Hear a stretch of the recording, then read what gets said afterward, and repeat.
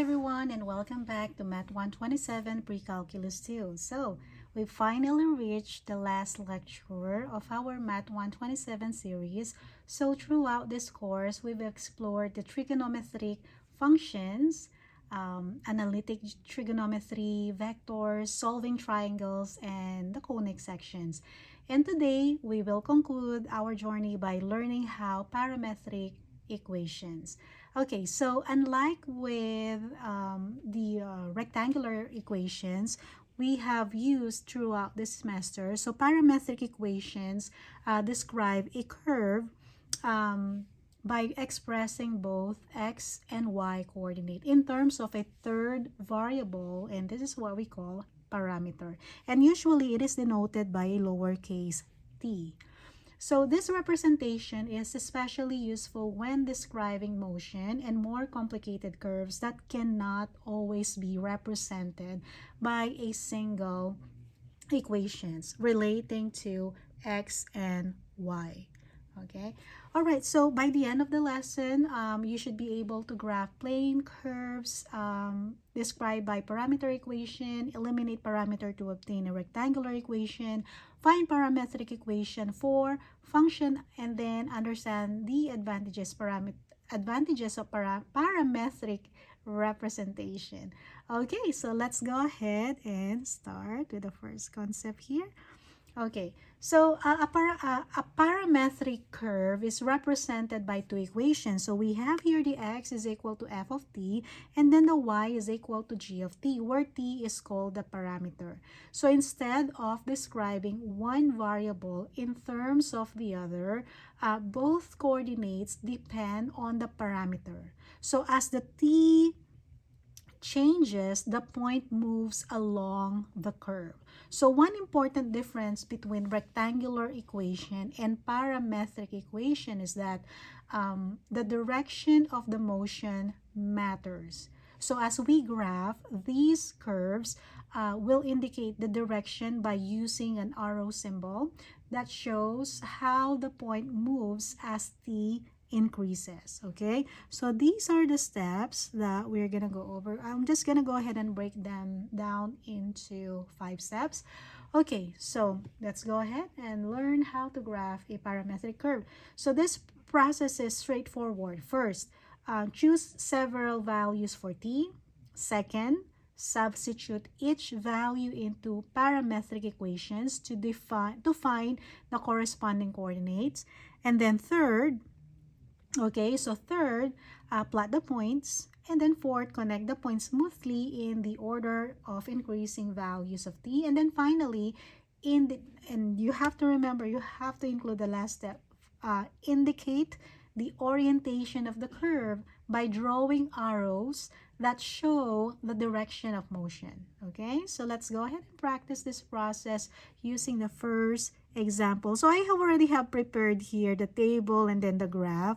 So as you can see on the table, this is like graphing and systems of equation in algebra, wherein you do have the x and y value. So it's the same thing. There is just added column here, which is again, of course, the parameter. Okay, so given here the parameter from -2 to 2, so I am the one who selected this value. You can select whatever value you want. Just make sure it is within this parameter, okay, which is again from -2 to +2. So and then after that, solving for x, all you need to do is to substitute this value to to this equation of x. Okay, now substituting that, so if t is a -2, square that, you'll have 4 plus 1, you'll get 5. And then this will be continuously repeatedly doing exactly the same thing. Substitute the value for t and then simplify it. So we have here 2, 1, 2, and then 5. And then for the y, we will be using the second equation wherein the value for t, if the value for t is -2, and then multiplied by 3, so we get the -6, and then followed by -3, and then we have a 0, we have a 3, and then we have a 6. So okay, all right, and then I'm just gonna go ahead and write it in ordered pairs. So 5, -6, 2, -3, and then 1, 0, and then 2, and then 3, and then 5, and then 6. Okay, so now we'll plot those points. So we have here 1, 2, 3, 4, 5, and then 6. Okay. And then the other one is 2, and then 3, and then 1, 0, 2, and then 3, and then we'll have here 5, and then 6. Okay, and then we will just be connecting those those points into a smooth curve. And then finally, like I've said, we need to show the orientation, okay, of the curve, okay, by drawing the arrow symbol. So again, I started from 5 and then 6, right? And then going on that top. So therefore, the arrow symbol should look like this, going there, okay? All right, so there you go. So that's going to be how we graph or prepare a table for us to graph the given equation, given again the parameter. Okay. All right, eliminating the parameter. So now let's convert a parametric equation into a rectangular equation. So remember, this process is called eliminating the parameter. So typically, we'll solve one equation for t and then substitute that expression into the other equation. So it's like substitution method under the systems of equation in algebra, and then simplify it. And then once you have eliminated the parameter, we will obtain an equation involving x and y only. So be careful to consider any restrictions on the parameter since they may affect the domain of the rectangular equation. Okay, all right, so in this case we have here that 2 equation x is equal to t plus 9, which is again y is equal to radical t. Okay, all right, so next we now substitute the value. So I'm going to use the first equation for me to define t. And then after that, I am going to substitute the value for t in the second equation. So if this is familiar with you, this is actually like the substitution method, right? So I'm going to subtract both sides by 9. So now I'm getting x minus 9 equals t. Okay, so now I do have this value of t, which is x minus 9. Like I've said, I'm going to substitute that in the second equation. Okay, so now I have the y is equal to, we have radical x minus 9. Okay, all right. So now since we already have the rectangular equation, now I'll move on with the graph, okay, by preparing a table. So we'll have here t, and then the x, y, and then the coordinates.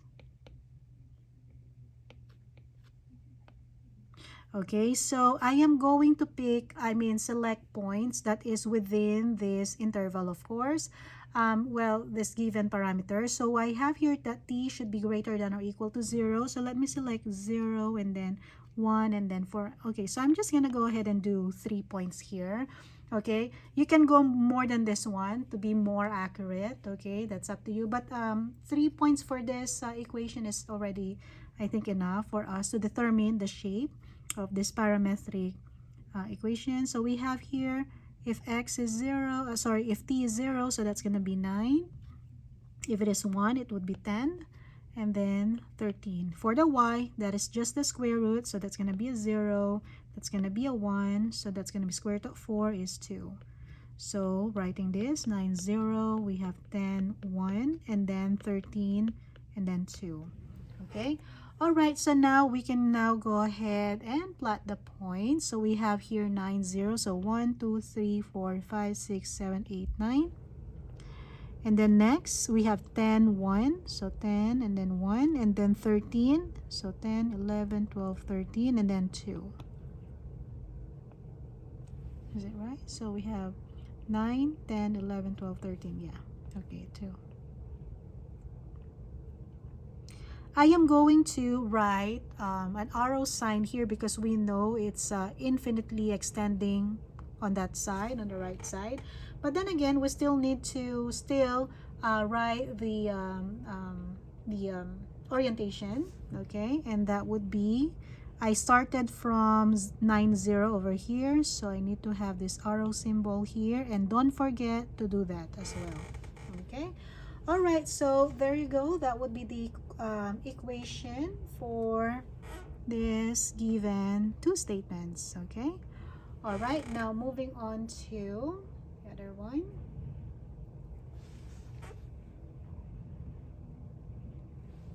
Okay. Alright, so it's sketch the plane curve represented by a parametric equation by eliminating the parameters. So we have here the x is equal to 6 cosine t, and then y is equal to 4 sine t, from pi to 2 pi. Okay, so I already have provided you the equation. Oh yeah, by the way, if you will see this y is equal to the radical x minus 9, if you're gonna go back with the lesson of the transformation of function under the square root function in algebra, as you can see, yeah, it looks like, okay, exactly the same parent function that is moved to the right by 9 units.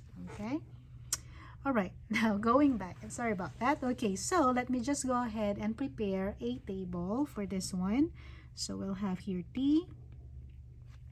Okay, I'm just gonna go use 3 points as well here, and then have x and then y, then I'll have the x and then y. Okay, so the interval here is from pi to 2 pi, so let me just go ahead with the pi and then 2 pi, and then between the pi and 2 pi, so let me just use the 3 pi over 2.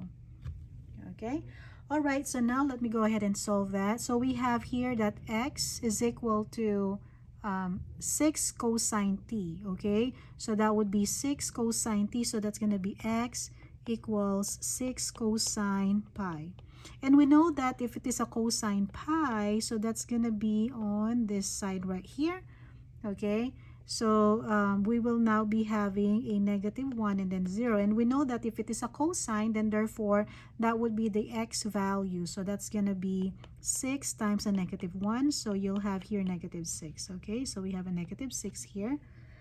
Okay, next one, we have the 3 pi over 2. So 3 pi over 2 is somewhere here. Okay, and we know that we have here 0 and then negative 1. So if that's the case, then therefore x value there would be a 0. So 6 times a 0, so therefore this is a 0. Okay, now for the other one would be 2 pi. So that's going to be on this side right here. So therefore that is a 1, 0. So therefore that's going to be 6 times 1. So that's going to be just simply 6. Okay. All right, next one for the y. So we have here 4 sine t. So I'll be using exactly the same diagrams here, but in terms of sine, so that's going to be the y. So therefore in here would be a 0, since we have here a 0 for y. And then for the 3 pi over 2, the y is negative 1. So negative 1 times 4 is negative 4. And then over here, the y is 0. So therefore this is also 0. Okay. All right, so let me write those x and y. So negative 6, 0, 0, negative 4, and then 6, and then 0. Okay, and then plotting those points, we have here 1, 2, 3, 4, 5, 6. And then we have here 1, 2, 3, 4. And then we have here 6. Okay, so now let me go ahead and connect those points. Okay.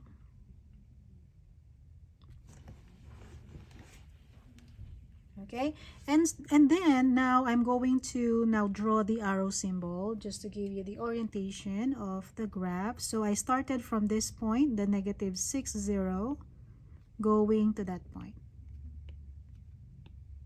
Okay, all right, so once again, there you go. So that would now be our graph. But again, let me go ahead and write the equations of this given two parametric equations. So we have started here with the value for the y, which has the y is equal to 4 sine t, and then what I'm going to do is I'm going to isolate the variable, the sine function, okay? Since the sine function, that one consists of the parameter, which is the t. So I need to isolate that. Okay, so in this case, I will now have, okay, so y, okay, I'm looking for some space. Okay, so anyway, so we'll have here y is equal to 4 sine t.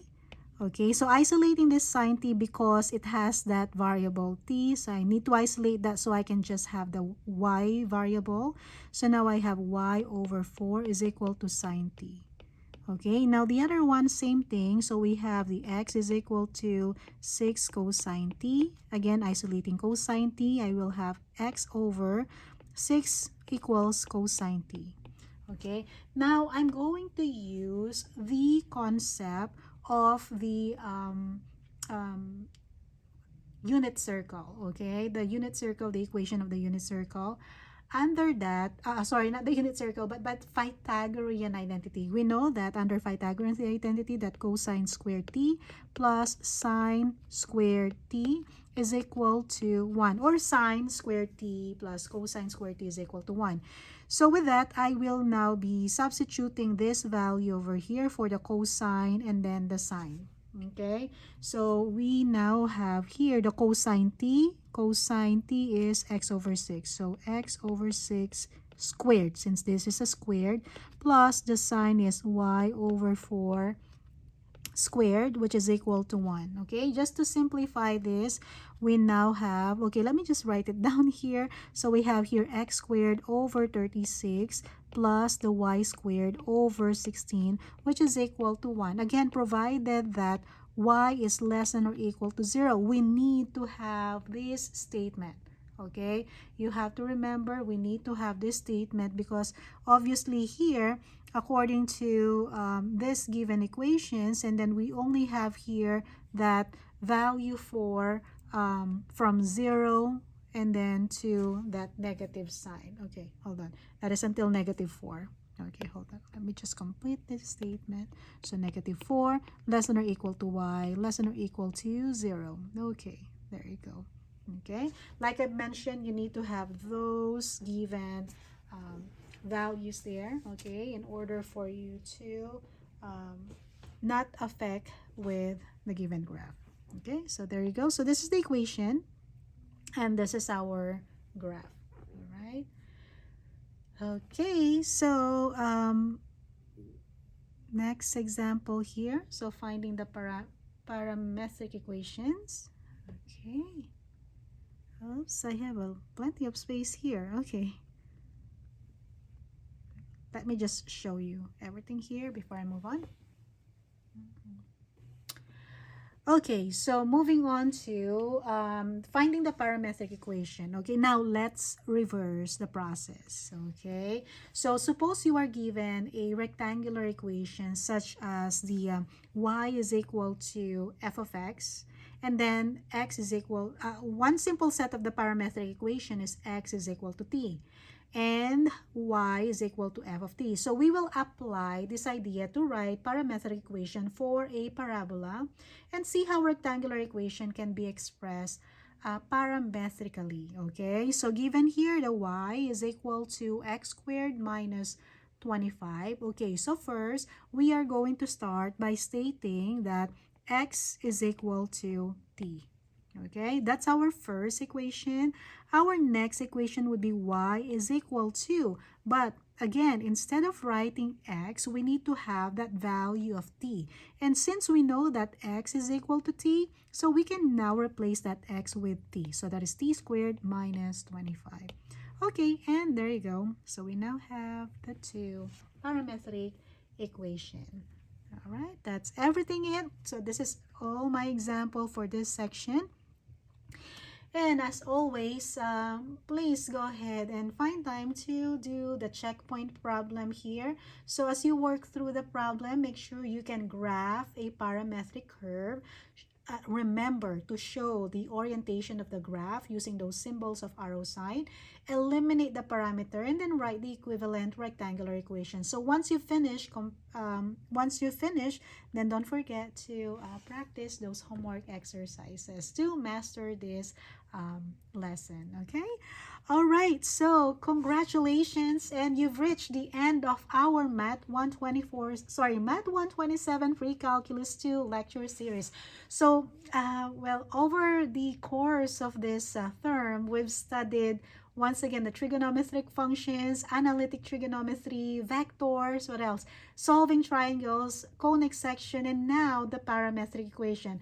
So each topic actually builds a strong foundation for future courses like for the differential equation, physics, the engineering, computer science, or and actually many other STEM fields. So as you prepare for your final exam, I encourage you to review your guided notes, revisit the work examples, and then the checkpoint problems, and then also your homework exercises, and focus on understanding the concept rather than simply memorizing the formulas. So the more you understand the reasoning behind each procedure, the more confident you'll become when you solving unfamiliar problems. So before you go, I'd like to ask for one small favor. If this lecture series has been helpful in your journey of learning Math 127, please consider leaving a comment below. I would love to know what topics or explanation help you the most. If you have any suggestions on how I can improve these lectures or create resources that would better support students in this course, so I would truly appreciate hearing your ideas. So your feedback helps me improve these videos and create even more effective learning materials for future Math 127 students or even other math courses. Finally, thank you for allowing me to be part of your learning journey this semester. I sincerely appreciate the time and your effort. Definitely you've dedicated to this course, and I wish you the very best on your final exam and in all your future mathematics course. Once again, take care and keep learning, and thank you so much for watching.